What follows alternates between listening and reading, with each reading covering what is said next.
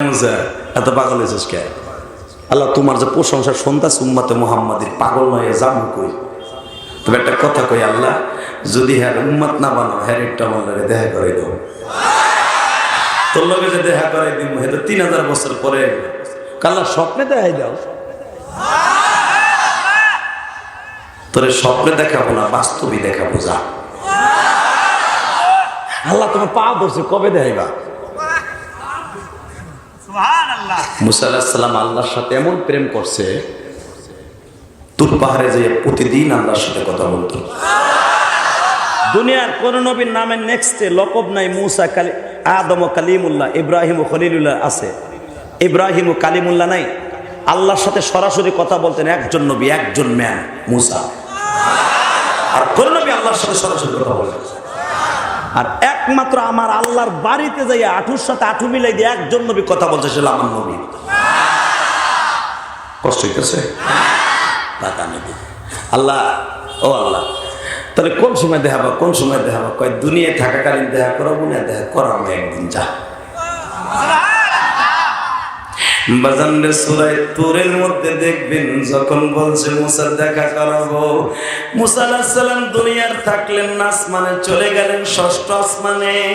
আমার মালিক একদিন মুসারে ডেকে ডেকে বলে, মুসা রে আজকে 27শে রজব, আমার নবী তোর আসমানে আসতেছে।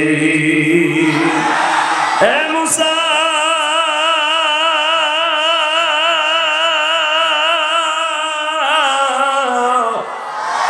আমার নবী তোর আসমানে আসবে, তোর এখান থেকে ঘুরে যাওয়ার পরে দামি জিনিস নবীর দিব, নবীর এখান থেকে এই দেশ থেকে মক্কার থেকে মদিনায় নিব।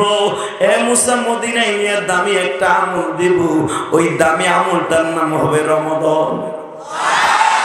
মুসা পয়গম্বর বলে, আমলের বিষয়টা তোমার ব্যাপার, কিন্তু আমি শুধু তার রহমতি বরকতের চেহারাটা দেখবো। মানি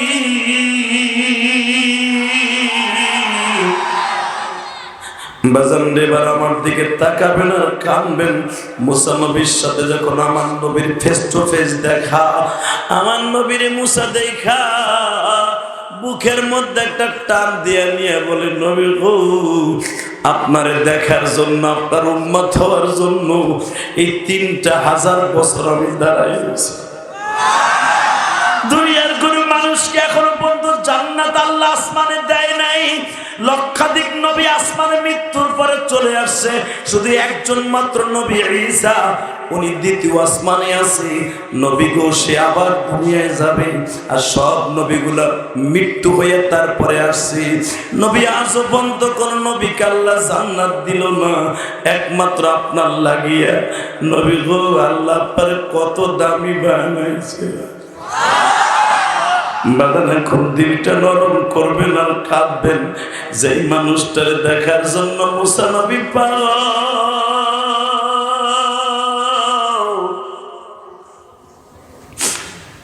যেই মানুষটার চেহারার দিকে তাকাইলে গুনাহ মাফ হয়ে যেত,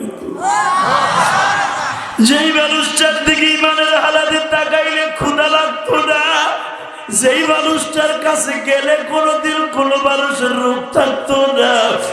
বাবা ওই মানুষটার বাংলার জমিনে অনেক নাস্তিক সন্ত্রাসী বলে গালি দেয়, ওই মানুষটার বাবা চরিত্রহীন বলে গালি দেয়।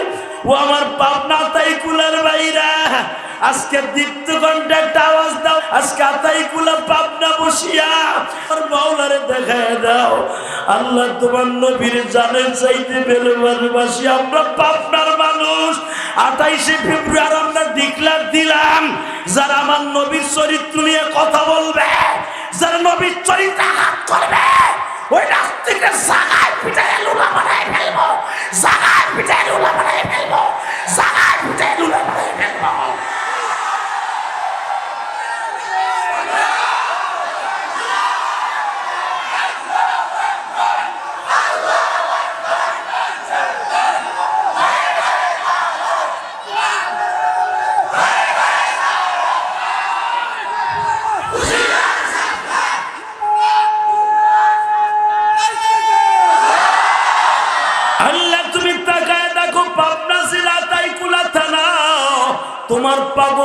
যারা তোমার নবীর পক্ষে একটা স্লোগান দিছে গো, এদের সাথে আর জীবনে আমার দেখা হোক বা না হোক, মুসা নবীর সাথে তো ঠিকই দেখা হবে। মুসা পয়গম্বরের সামনে দাঁড়ায় যেন সবাই বলতে পারে আমরা নবীর পক্ষে ভালোবাসার একটা নজির দেখাইছিলাম।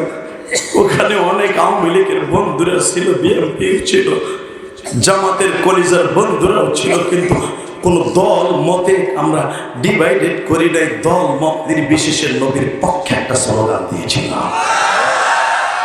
ইনশাল্লাহ বলতে পারেন না? রেডি আছেন? তাকানের দিকে আমার নবীরে মুসা আলাইহিস সালাম এইভাবে তাকান। কোরআন শরীফ যেমনে বুকে চাইপা ধরে, এইভাবে মুসা আলাইহিস সালাম আমার নবীরে বুকে চাইপা ধরলেন। এই যে গত মাসের 27 তারিখ, 27শে রজব, চাইপা ধরার পরে দেখবেন কেউ চাইপা ধরলে কিন্তু তার পিঠের মধ্যে হাতটা যায় না? কথা বলেন না কেন? যায় না? যখনই মুসা আলাইহিস সালাম লম্বা ছিল আপনার আমার হাতের 19 হাত, আমার নবী লম্বা ছিল আপনার আমার এই যুগে 9.5 ফিট। আরো জোরে বলেন। কেউ বলেন মুসা আলাইহিস সালাম লম্বা ছিলেন 13.5 হাত। 13 হাত হোক আর 19 হাত হোক, এই 19 হাত মানুষটাকে আল্লাহ আমার নবীর 9 ফিট উঁচা বিদায়। যদি দেখবেন মুসা নবী এখানে উঁচা হয়ে যায়, নবী কিন্তু মুসা আলাইহিস সালামের মাজার নিচে পড়বো, দেখতে বেডঙ্গা দেখা যাবে। কথা কর না কেন? জান্নাতে এক একটা মানুষ লম্বা হবে 120 হাত। আপনার বিবিগুলা 70টা বিবি পাবেন, আপনি আমি সবাই। বিবিগুলা লম্বা হবে 118 হাত। কোরআন শরীফের কথা। কিন্তু আমার নবীর কাছে মুসা আলাইহিস সালামকে যখন কোলাকুলি করাইছে, আমার নবী যতটুক মুসা ততটুক। দেখছেন আমার নবী কত দামি? মুসা আলাইহিস সালাম কল্পনা করতে পারে যে আমার আল্লাহ এত ছোট করে দিল কাজকে। বাজানে মুসা পয়গম্বরের বডি আমার নবীর বডি এখন এক হয়ে গেছে। মুসা পয়গম্বর এইভাবে বাবা কয়েকদিন আগে একটা ফেসবুকের দৃশ্য ভাইরাল হয়েছে, দেখছো? পাকিস্তানের ইরফান খান না কোন খান খেলোয়াড়, ইরফান, ওর সাথে কোলাকুলি করতে গেছে আমাকে তামিম আল হাসান নাকি মুশফিক, বইয়া বইয়া তারপর করণ লাগছে। ইরফান খান যদি খাড়ায় থাকে, ও তো আডির নিচে পড়ে থাকবে। কথা বল না রে। ইরফান খানের মাজা ধরন লাগবো না, আর ধরতে হবে আডুর নিচে। আমার আল্লাহ এই বেডঙ্গা ভাবে দেখাবে না। মুসা আলাইহিস সালাম আমার নবী এমন করে দিলেন, আমার নবীর সমান সমান। মুসা পয়গম্বর যখন আমার নবীর পিঠের মধ্যে হাত দিছে বাবা কোলাকুলি করতে যায়, আমার নবীর হাত মুসার পিঠে, মুসার হাত আমার নবীর পিঠে। যখন মুসা পয়গম্বর হাতটা দিছে, দেখে নবীর পিঠের মধ্যে এত বড় বড় গোশতের টুকরা গুলা উঁচা হয়ে গেছে। হাত দিয়ে লাড়াচাড়া দিয়ে বলে নবী ওই দাগ গুলা কিসের? আমার নবী লাভ দিয়ে উঠছে মুসা রে, পিঠের মধ্যে হাত দিয়ে তুমি লাড়াচাড়া দিও না, ওই জায়গাটায় হাত দিলে আমার কলিজায় লেগে যায় রে মুসা। নবী পিঠের মধ্যে দাগ গুলা কিসের? আবার নবী বলে মুসা আল্লাহর বাড়িতে আসার 1 মাস আগে আমি তায়েফে গেছিলাম, এই কোরআন প্রতিষ্ঠার জন্য, দাওয়াত ও তাবলীগের কাজ প্রতিষ্ঠার জন্য, ইসলামকে প্রতিষ্ঠার জন্য। আমার বিবিকে হারাইয়া, আমার চাচাকে হারাইয়া আমি তায়েফের জমিনে গেছিলাম রে মুসা। তায়েফের ছেলেগুলো আমার এমন মায়ের মারছে রে মুসা। প্রথম তায়েফের একটা ছেলে দৌড় দিয়ে এসে আমার এই ঠোঁটের মধ্যে এমন জোরে একটা ঘুষি বাইরা দিছে। কোরআনে তো সহজ ভাবে আসে নাই। এই কোরআনের মাদ্রাসাগুলা এই জন্য জীবন দিয়ে ভালোবাসো। কোরআনের মাদ্রাসাগুলা যারা জীবন দিয়ে ভালোবাসবা, তারা যেন কোরআনের মালিক আল্লাহকে এবং আল্লাহর রাসূলকে ভালোবাসলা। টাকা ওইদিকে মুসা পিঠের মধ্যে হাত দিও না, আমসা আজকে বিকেলবেলা আমি তো রাত 12টায় আল্লাহর বাড়িতে পদযাত্রা শুরু করছি। আজকে বিকেলবেলা আমার মেয়ে ফাতেমাটা আমার পিঠের মধ্যে জামাটা খুলিয়া গেঞ্জিটা খুলিয়া যখন আমার পিঠের মধ্যে গরম পানি দিয়া এরকম ন্যাকড়া দিয়া তেনা দিয়া পরিষ্কার করতেছিল আমার পিঠের ক্ষত স্থানগুলি, তখন আমি লাফ দিয়ে ব্যথায় উঠতেছিলাম। তখন আমি সহ্য করতে পারি নাই বিদায় আমার মেয়ে ফাতেমা ওই জায়গাগুলো জিব্বা দিয়ে চাইটা পরিষ্কার করছি।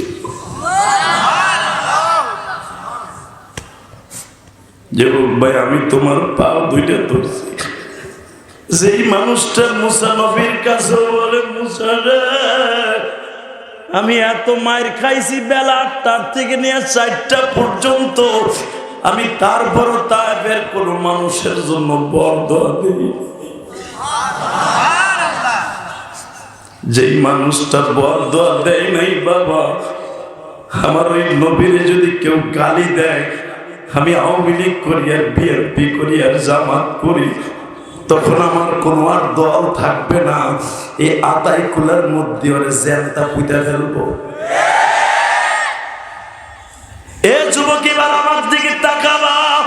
বিশ্ব নবীর যদি ওই জামানায় কেউ ইন্ডিকেট করে কথা বলতো, যদি একটা কুমন্ত্রণা ওই জামানায় কেউ করতো, সঙ্গে সঙ্গে বেঈমানদের দুনিয়া ঠিক খতম করে দিত।